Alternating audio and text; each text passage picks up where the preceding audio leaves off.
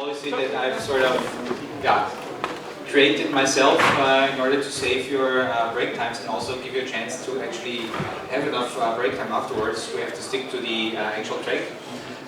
Yeah, I'm really looking forward to our next presentation.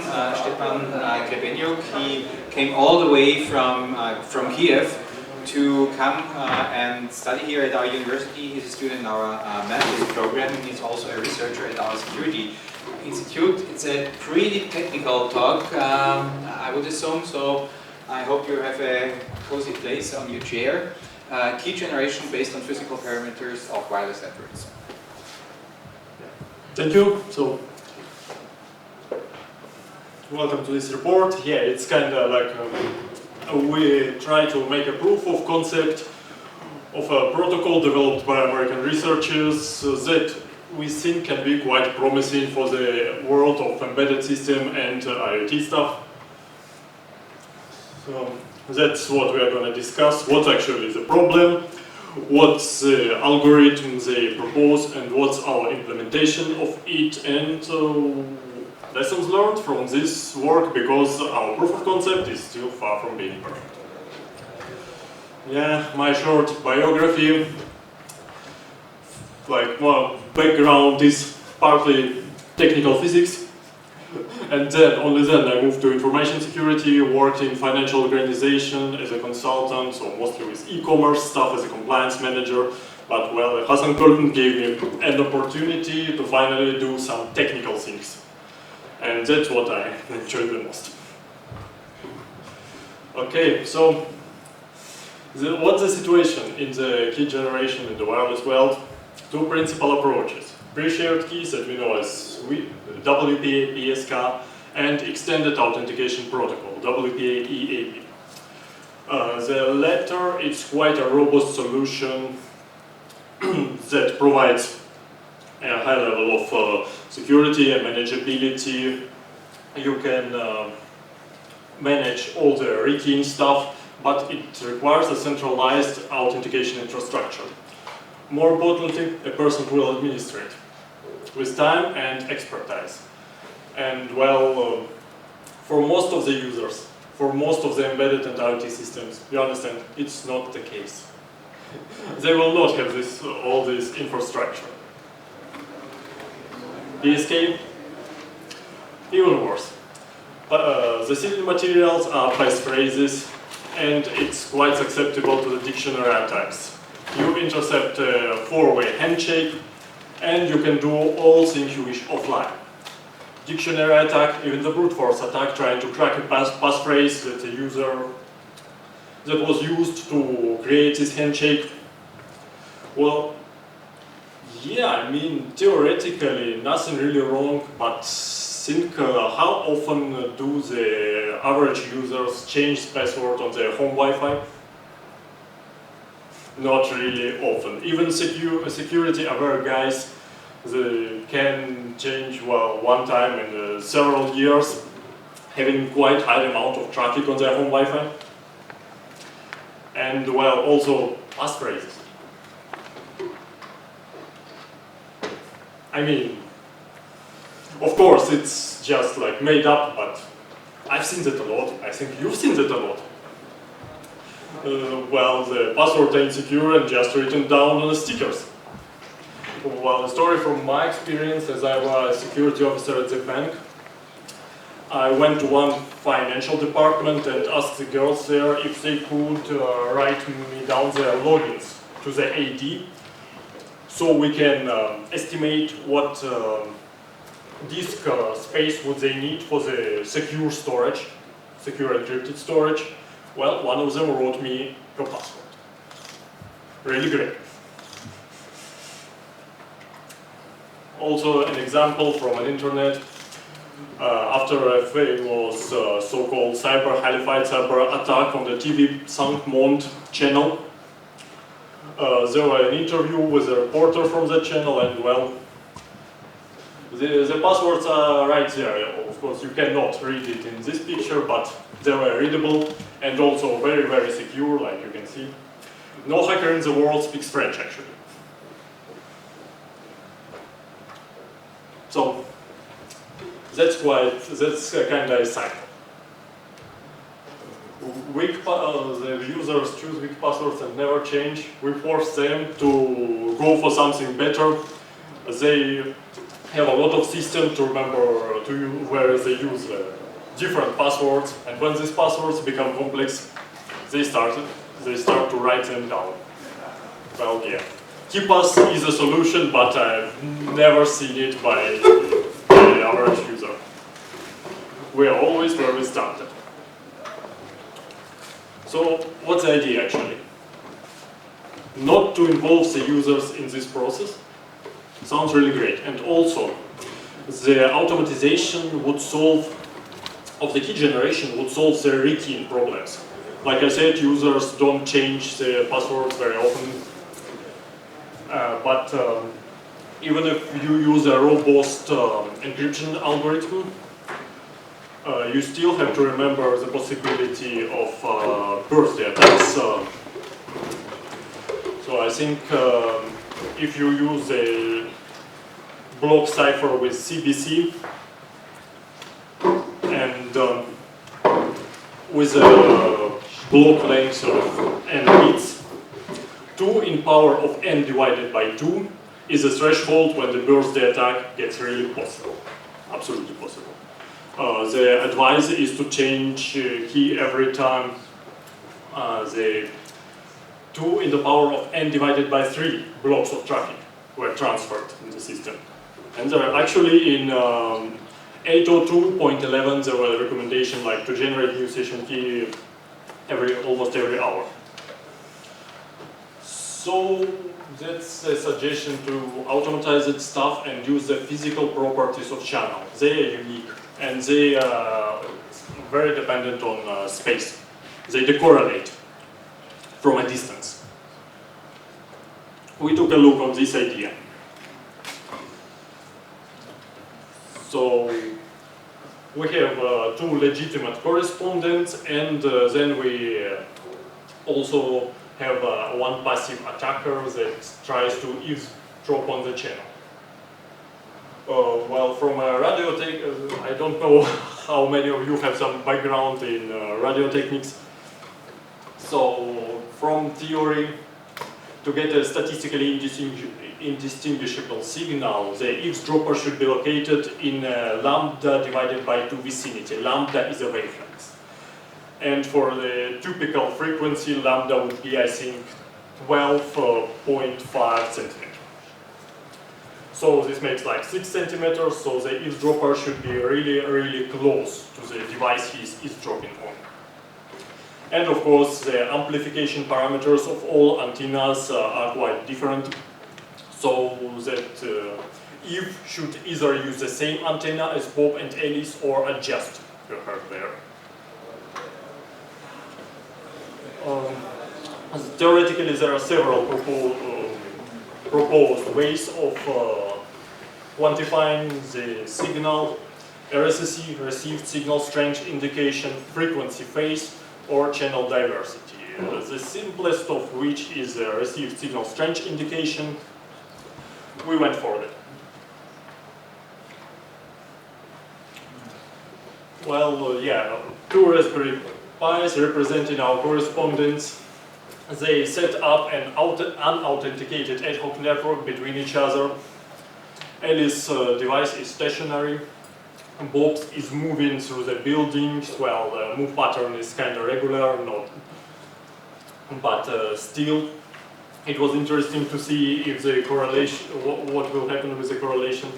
Well, actually, I can say it adds more randomness to the process. How we measured RSSI? We use Linux kernel tools. IWDF, WLAN 0, station type. If you understand what I mean, that's not the best case for our scenario, but still, it worked. So, we measured the RSSI values on 2 devices, make 32,000 of measurements. Blue is Alice device, the stationary, red is Bob's, the moving device, so as you can see now, it's well quite correlated. Yeah, it's also already normalized for 0 because it's just more convenient. It's quite well correlated from the look of it. And if we look close, what happens? First, the values are like one on another. That's the inherent flow of Linux kernel tool we used. And also this point that I don't really understand where it came from, and it's really, really bad.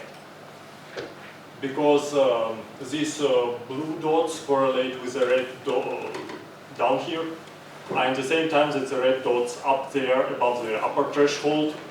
So where the red device would get 1, the blue device will get 0.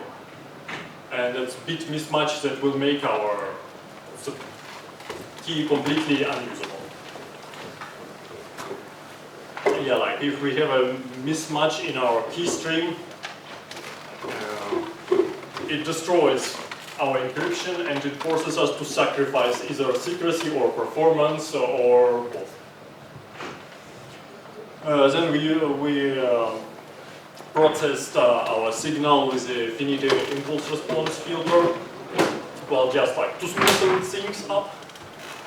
That's also kind of sacrifice, but still playing with filter parameters, you can adjust it a little bit. And well, we got a signal that can be used to quantification. Quite a lot of text here. So I'll return just to the picture. First and foremost, the values that are close to the 0, to the mean value, well, they're quite unreliable. So first thing on which Bob and Alice should agree upon are the thresholds. We only review the values that are either above upper threshold or below the lower threshold. Second, they should agree on a parameter m. That is the number of subsequent values that should be on one side of the threshold. So yeah, like this, lots of red dots above the other. And Alice, or Bob, the first correspondent, he just goes through his values one by one until he finds the m subsequent values that are above, that are on one side of the threshold. When he finds it, well, when Alice finds it, she sends the index, the number of the middle element, to Bob. Well, actually, first she gathers all these indexes and then she sends a list. Well, that's. And Bob looks on each of these indexes if he gets the same story, if his values are also on one side of the threshold or not. Of course, not all are the same, so he will get a subset of this list and he will send it back to Alice, and these indexes will be used to create a final key stream. If it's above the upper threshold, it's 1. If it's below the lower threshold, it's 0. Don't suspect anything. There can be indexes that were not present in Alice, in original set, and that will alert Alice in turn. So to get such a man-in-the-middle attack, you should be fully in control of the channel, and that's, well, maybe not very easy with wireless stories.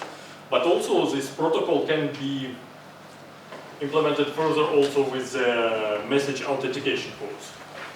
I just didn't look that far. So, yeah, I wrote some code to extract the key stream. Well, it's not like robust against the timing attacks and such things. Just a proof of concept. And well, you already see the problem. Actually, two problems. First, randomness. It's correlated, absolutely correlated. I ran a bitstream randomness tests that were defined in FIPS, I think 140 strike 2 in the earlier editions. They are monobit test, poker test, and run test. So the monobit test, we just calculate the sum of this stream, and we get the number of ones in it. It should be close to 50%. Here it is not. Here it's, well, the probability of 1 in this stream is higher than probability of 0. Second is poker test, when we break our stream in a groups of 4 bits. And then we evaluate of how often each of 16 possible combinations were met. And well, it also drifts towards 4 ones or 4 zeros. So, well, you can just see it yourself. I don't need to present these calculations. And the second problem, extraction rate. 32,000 measurements took around 15 minutes. And here we get, I think the lower one is 166 bits. The extraction rate is really, really very low. Also a problem, theoretically, we should be able to achieve the extraction rate of slightly higher than 1 bit per second. So we are not really near. Then we'll try to implement an attacker model. We have Eve, that's also stationary. Her device is very close to Alice, in the same room, distance about 1 meter. And she tries to get a signal from Bob and see if Eve signal and Alice signal would be same or not. She uses T-Shark with filters on MAC address and RSSI. Here you go. Legitimate signal is blue. A signal gathered by eavesdropper is red. First, Eve has much less data points to work on, and second, you can definitely see that quite often these signals are in contradictory phases. And well, so that's kind of, the guesses would be really, really random here.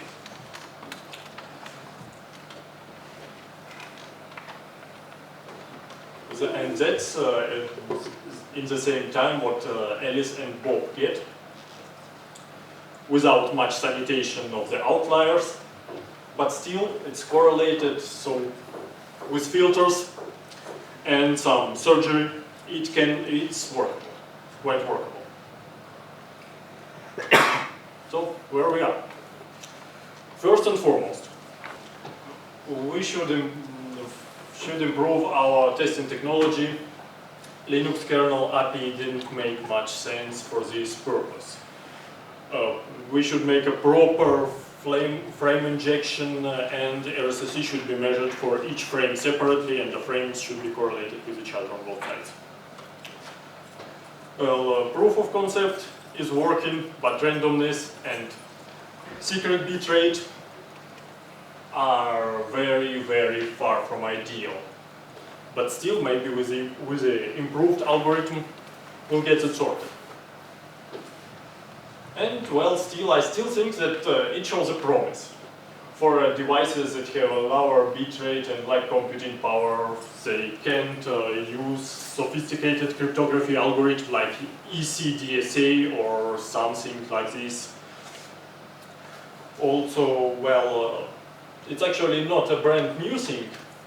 All this work, I think it was presented in 2008, but still with the rapid growth of the IoT world, maybe we should do some archaeology and review the old things that were not really actual at that time, but they can become actual now. That's what I think. And it was really fun to do this little research.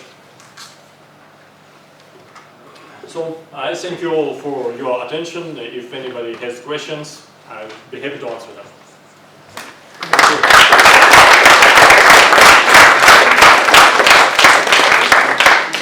All right. So I guess the first question is on me again. I don't have a communications engineering background. So where are the physical parameters coming from, so that individualize your communication partners? Received signal strength indications that a relative value that's calculated from the power of accepted signal divided by power of amplification that should keep that signal at a distance 0, and well, also the logarithm, but you get the idea. I get the idea, and I did a communications degree to do this. Well, what's the physical parameters are actually the signal power, the amplitude that should be like harmonic, like a sinusoid.